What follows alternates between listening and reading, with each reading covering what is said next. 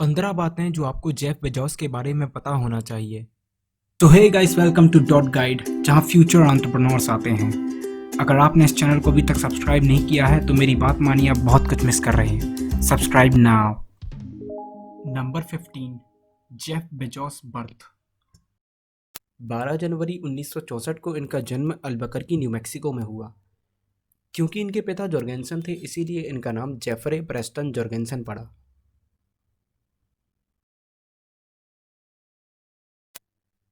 जब जेफ हुए तब उनकी माँ 17 वर्षीय थीं। वे एक हाई स्कूल स्टूडेंट थीं। इनके पिता पेशे से एक कार शॉप के ओनर थे, जिसमें वे मैकेनिक का वर्क करते थे। Number 14, parental problems. 1968 में इनके माता पिता के डाइवोर्स के बाद ये अपने पिता से दूर हो गए। इनके माता पिता के डाइवोर्स के बाद इनकी मां ने एक क्यूबन इमिग्रेंट से शादी कर ली मैक्सिको में, जिनका नाम माइक बेजोस था।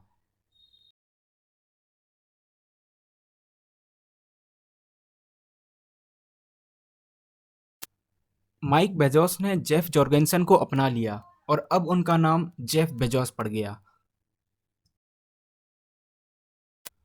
बेजोस परिवार ये बखूबी जानता था कि यूनाइटेड स्टेट्स एक बहुत बड़ी अपॉर्चुनिटी बन सकता है जेफ के लिए।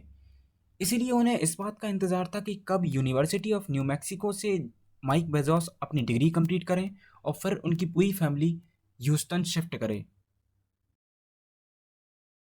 बेजोस परिवार ह्यूस्टन आ चुका था। अब यहाँ पे इनके पिता एज एन इंजीनियर काम करने लगे।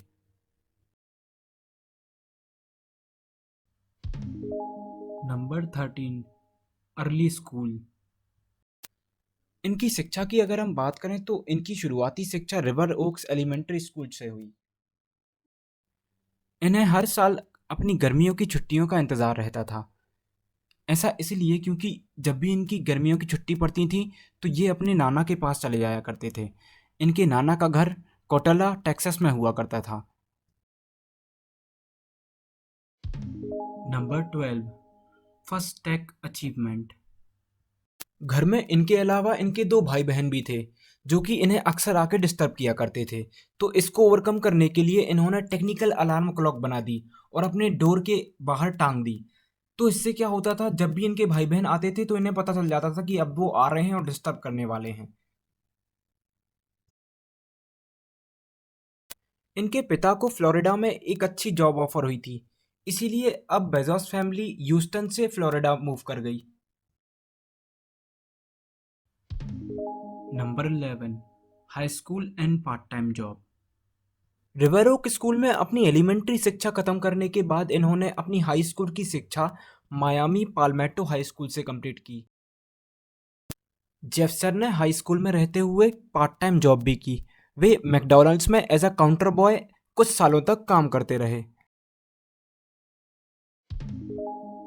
Number 10, achievements up to high school. इनके अर्ली अचीवमेंट्स की अगर हम बात करें तो 1982 तक आते आते इन्होंने अपनी पढ़ाई लिखाई के दम पर काफ़ी सारे अवार्ड्स और मेडल्स प्राप्त किए। National scholar award, silver night award और ऐसे ही आदि आदि काफ़ी सारे अवार्ड्स इन्होंने जीते। Number 9, early vision.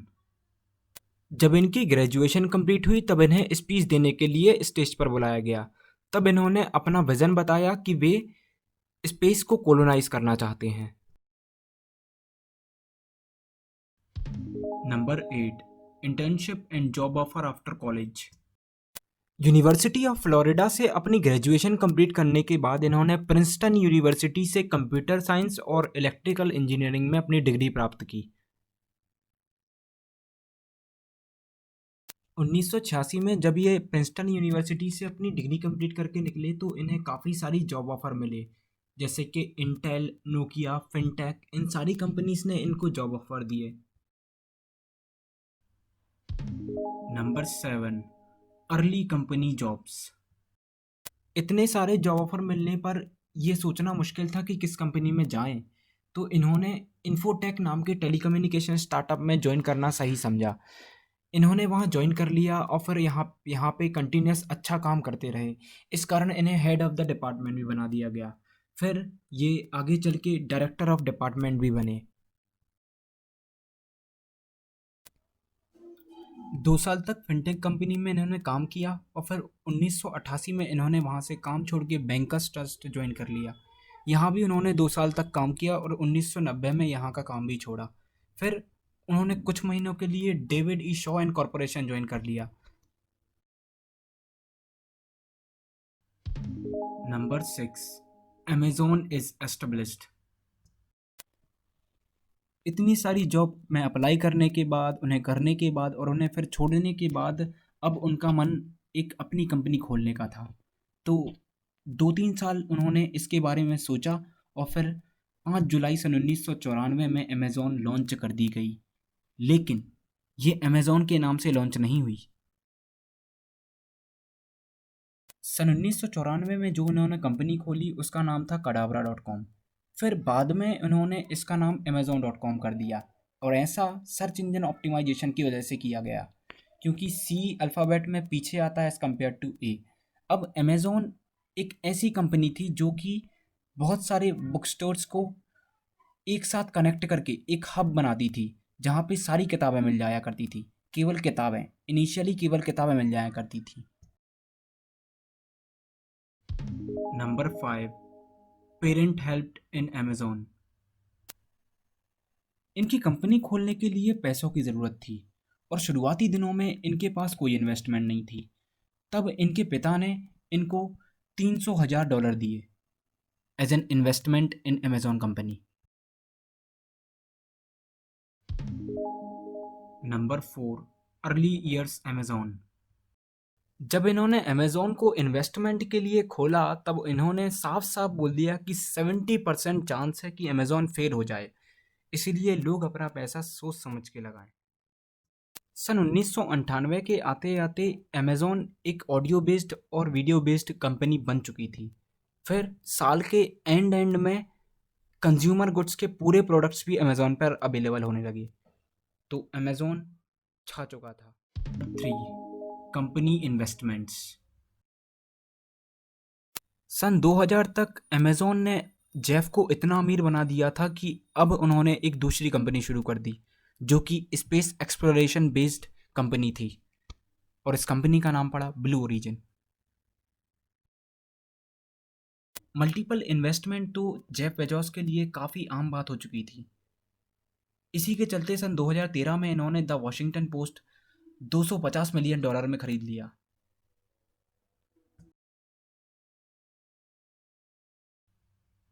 Number 2, life time achievements. इनके अचीवमेंट्स की अगर हम बात करें तो आज $204.6 बिलियन की नेटवर्थ के साथ ये दुनिया के सबसे अमीर आदमी हैं। फोर्ब्स की रैंकिंग ने इन्हें नंबर 1 करार दिया है।